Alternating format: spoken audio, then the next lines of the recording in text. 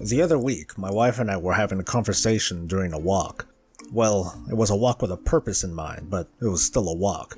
She was playing Pokemon Go, and if this is your first time hearing about it, you must be new to the internet, and I'm both honored and baffled that you're watching a video like this. Really though, if you're not knowledgeable, Pokemon Go is a mobile game about capturing pocket-sized monsters and having them fight against their will for coins. Or if they're too weak to battle, you sacrifice them to strengthen the worthy. You can call it fun or barbaric, I'd say they're both. But back to the conversation. My wife told me about an online tool that players can use to determine the long-term usefulness of their captured gladiators before they've been powered up and evolved. Using this, players can determine who rises up the food chain, and who is just food. A thought came to mind though, doesn't a tool like that sort of take away from the game itself? It didn't sit well with me that we could minority report Pokemon, determine their destiny, and suddenly decide that our reigning gym champions' days were numbered because the young rookie had quote-unquote potential. When we captured our first Growlithe, I named it Puppy. Then a stronger one came along. We turned Puppy into a candy, and I named a new one Puppy 2. And then another one came along with, I guess, higher potential. I haven't named any new Pokemon since. The point I'm trying to slowly make is that today's gaming is worlds different from the gaming of the past.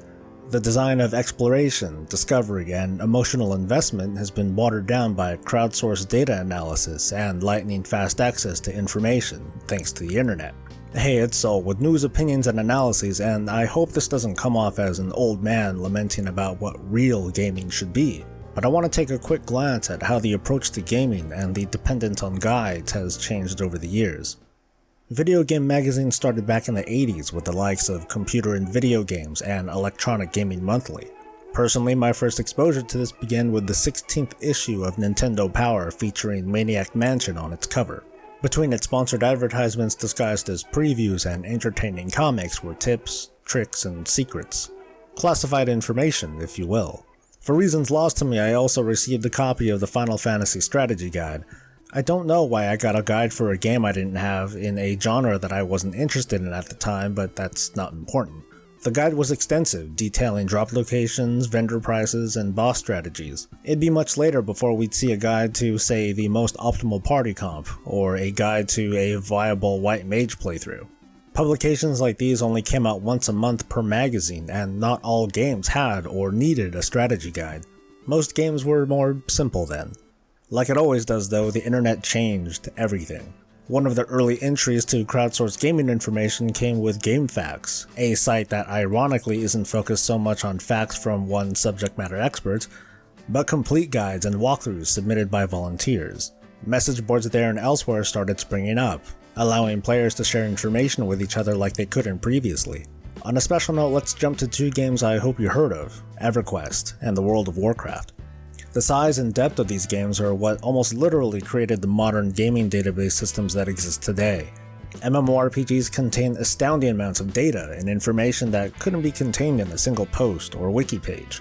Combining easy-to-find information with supporting message boards ensures that players won't be stuck in the wrong place for long.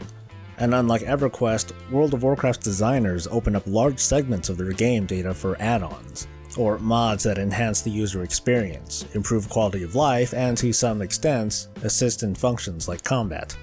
FAQs, message boards, gaming sites, databases, and the platform you're watching this video on.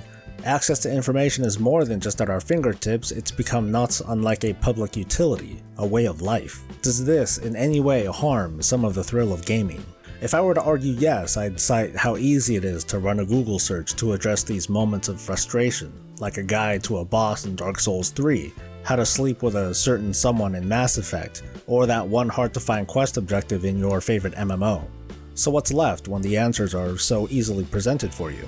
Lifting the mystique from the otherwise random nature of Pokemon spawns takes what could have been the story of your champion's rise, and gives you the story of amassing candy while looking for that elusive, perfect specimen.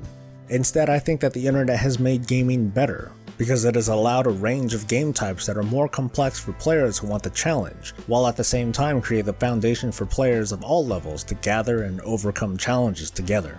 It's how the communities around games like League of Legends and Dota 2 are able to have a fighting chance to work as a team.